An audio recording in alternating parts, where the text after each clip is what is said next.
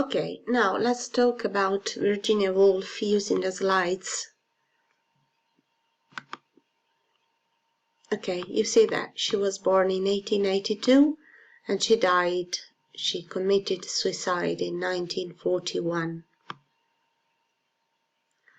Her father was Leslie Stephen, and he was a man of letters, so that she had the possibility to grow up. She grew up in a literary and intellectual atmosphere. But her childhood was not so positive, first of all because she experienced the death of her mother when she was just 13, and she also had sexual abuse from her stepbrothers. In 1904, because of the death of her father, she finally was able to move to Bloomsbury, and with her sister Vanessa Bell, she entered into the group of Bloomsbury.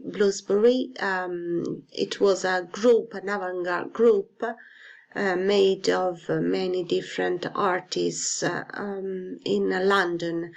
And in this group, they developed the stream of consciousness style together with Joyce, and her sister Vanessa, she was a post-impressionist painter, and she also had the possibility to meet and to appreciate the pacifist philosophical theories of Russell.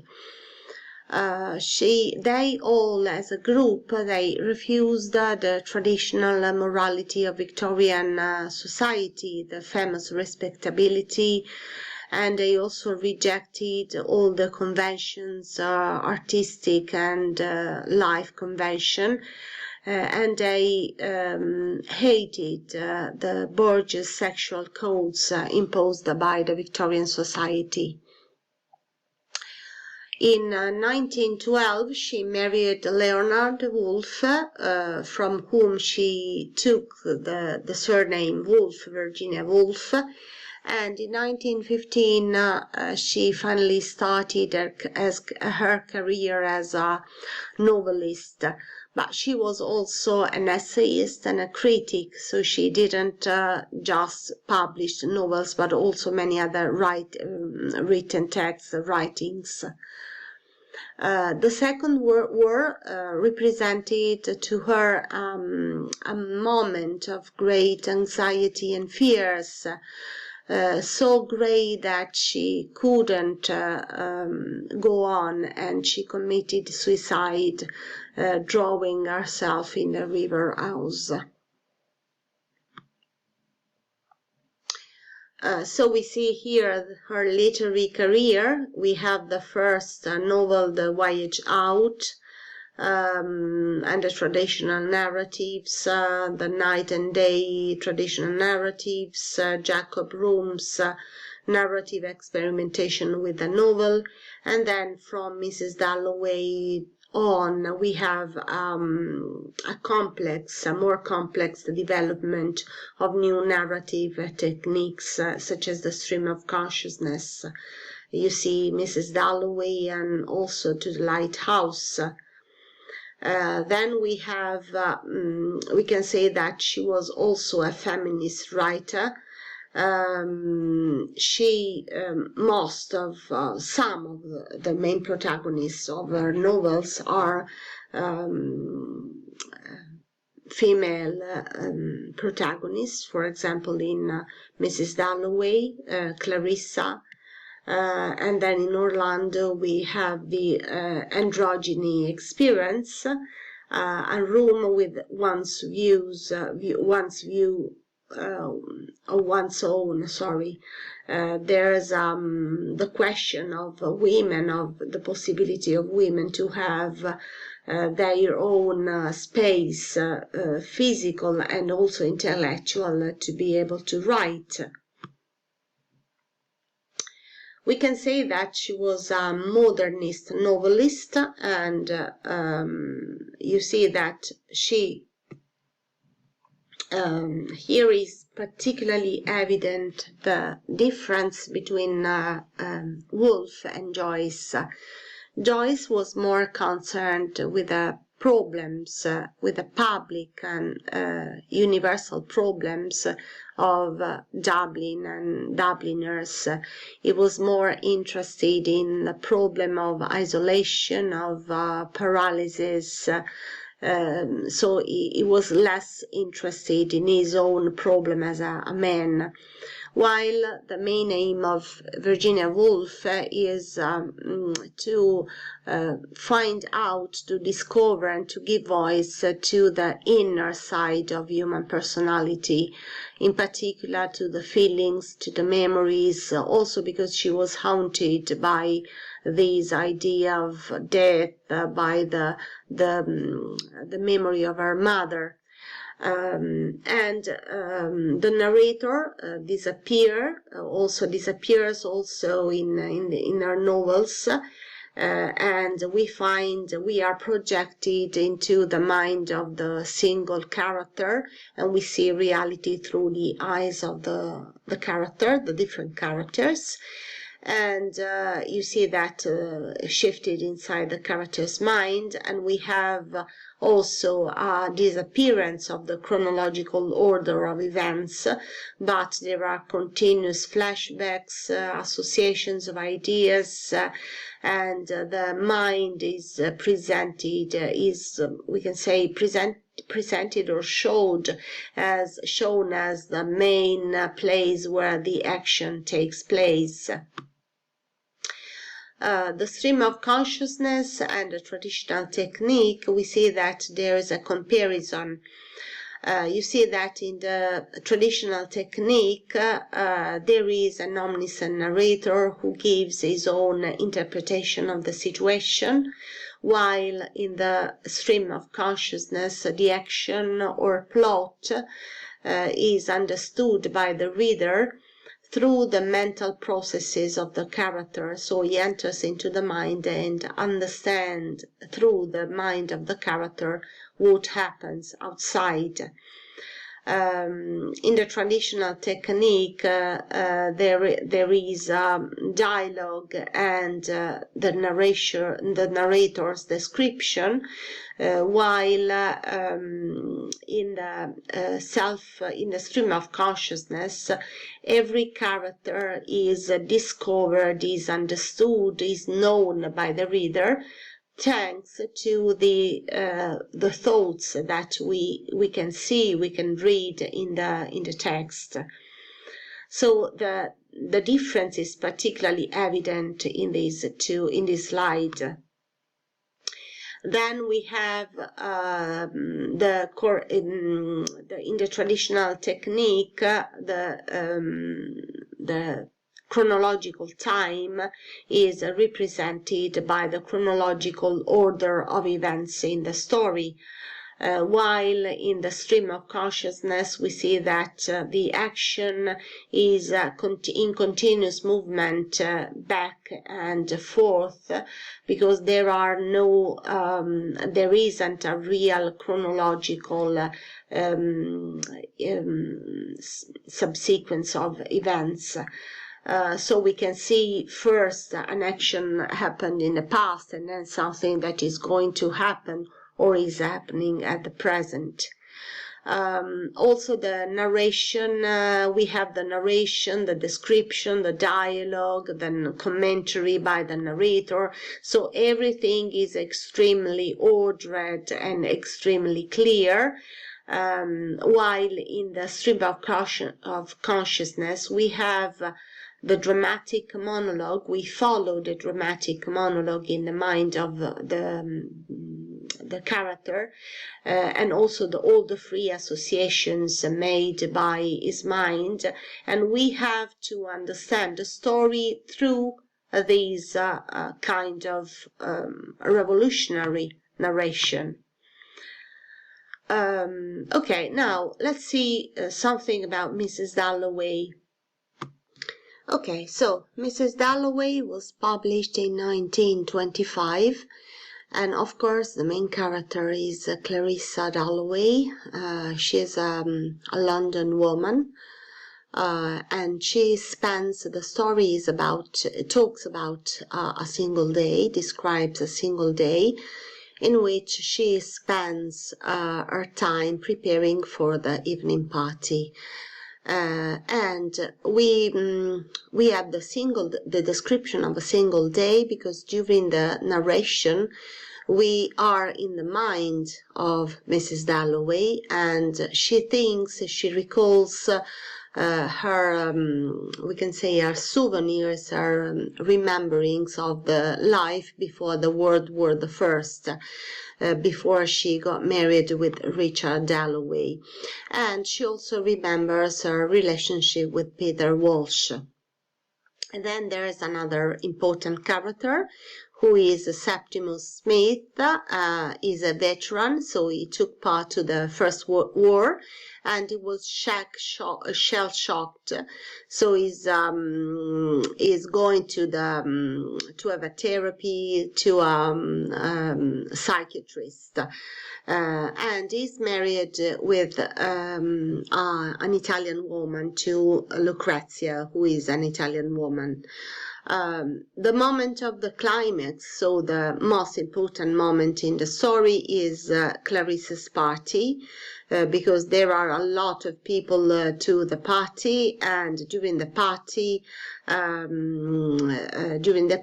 Clarissa knows about the death, the suicide of Septimus. And this is the moment, the highest moment in Mrs. Dalloway. Okay, you see that the setting, and this is the way, the road, the path that Clarissa walks during the day in order to get ready for the party. So it is there is a real setting, and you see that the characters enjoy the sights, the sounds, the sounds of London. So we have the real impression to live there with her. And what she describes is a single ordinary day in June.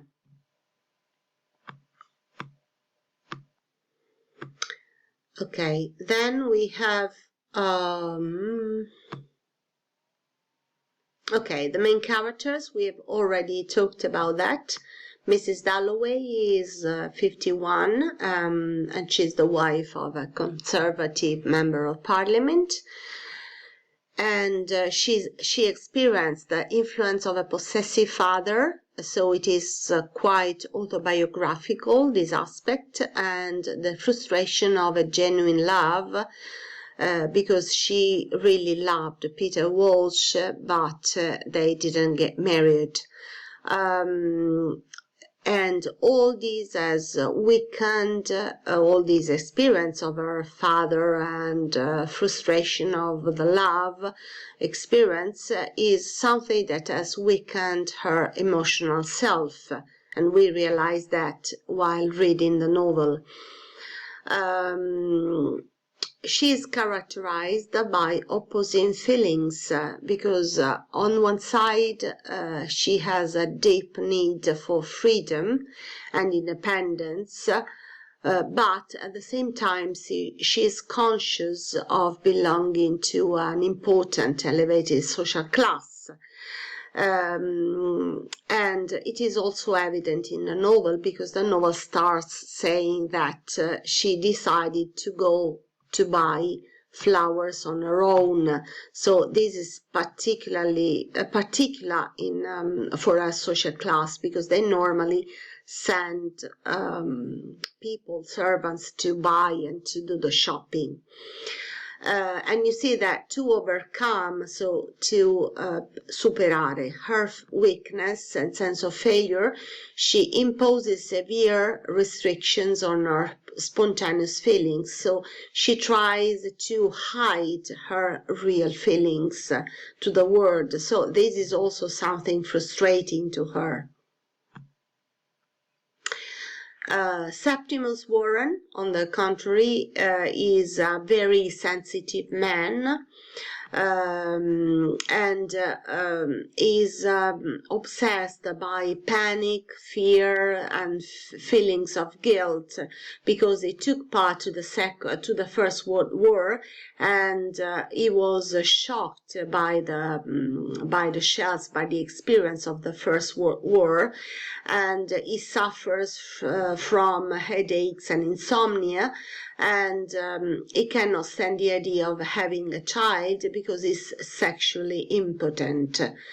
So he's a very complex character, and there are many analogies between the two characters. Mrs. Dalloway is in some way representation of Virginia. She has got some aspects of Virginia herself, and she responds to experiences in physical terms, and the same is for Septimus. She depends upon her husband for stability and protection, while Septimus depends on his wife for stability and protection. But they are both unable to be enough to themselves. She never loses the awareness of the outside world, so she's aware that the outside world exists, while in the case of Septimus is not always able to distinguish between what he feels inside and what is the external reality. And she finally recognizes her deceptions and accepts old age, the idea of death, is ready to go on, while Septimus has got psychic paralysis, and this situation leads him to suicide. We have many themes in Mrs. Dalloway. The first one is the change in the social life of the time, because there's a change in this period. We pass from the classical conviction of Victorian society, in which classes were divided, were distinguished one from the other, to an age in which there's melting pot of classes, social classes.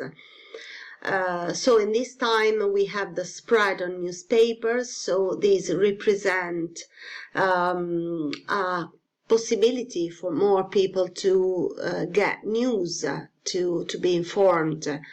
The increasing use of cars and planes, and in the novel we find cars and planes. So we have a new presentation of a new reality. Then we have the new standards in the marital relationship, and the success of the cinema.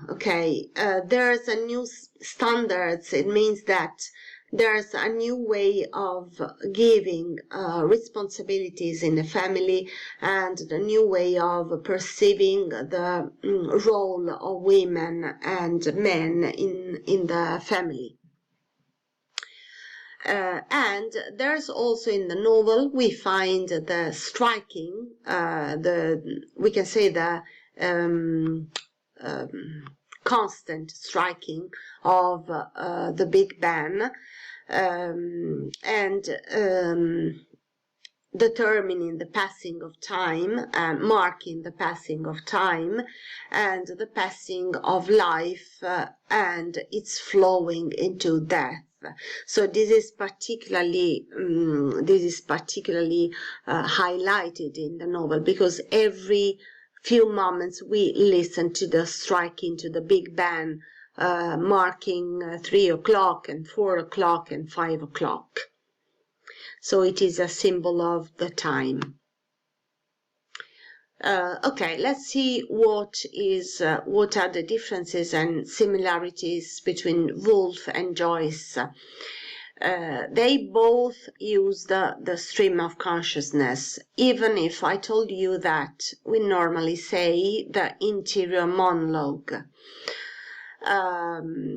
In the case of Woolf, we see that the characters are never left alone. Their thoughts are left alone without any control. So their thoughts are always controlled. And there is always in our novels grammatical organization and grammatical control. While in the characters of Joyce, Joyce is freer than Woolf, and their thoughts arrive through the interior monologue. So we miss we can say the syntactical organization, the grammatical organization. So he is freer in his presentation, while Woolf is more linked to the previous grammatical rules. Then we have the moments of being and the epiphanies. We have a very similar moment in the two writers. In Joyce, we talked about the epiphanies, which is the moment in which the character understands something about himself. He realizes it is a self-realization about his life, his reality. In Woolf, we have similar moments, but they are first of all called moments of being, okay, and they are also different in their essence because they are rare moments of insight during the character's daily life when they can see reality behind appearances. So instead of having an external event producing in the character this epiphanic moment, in Woolf we have a moment when she looks inside, when the character looks inside himself or herself and understands something true about his or her life, but it is a kind of discovery, positive discovery, because it is a moment when the character understands a reality about his character, not about his destiny or about his future life, but about his real essence as a character. So it is practically more negative in Joyce, more pessimistic in Joyce, more optimistic in Woolf. Okay. Okay, and that's all. I hope that you have a clear idea of the moments of being and epiphanies, and I give you an explanation, an extra explanation in Italian. In Joyce sono momenti negativi, perché il momento epifanico è un momento di rivelazione di qualcosa di triste. Ricordatevi Eveline, ricordatevi The Dead. Eveline and the Dead, and the main character of The Dead, they realize something sad about their life. Eveline understands that she has never, she won't be able to leave her house, while in The Dead, Gabriel realizes that he has never been actually loved by his wife. So it is a very sad realization. Nei momenti di essere, dell'essere, momenti di essere di Virginia Woolf, sono dei momenti in cui il personaggio, il protagonista si guarda dentro e quindi capisce qualcosa di vero di se stesso al di là delle apparenze, ok? So it is positive because the character understands something real about himself. So it is a kind of self-discovery, as I told you, ok? Ok, thank you.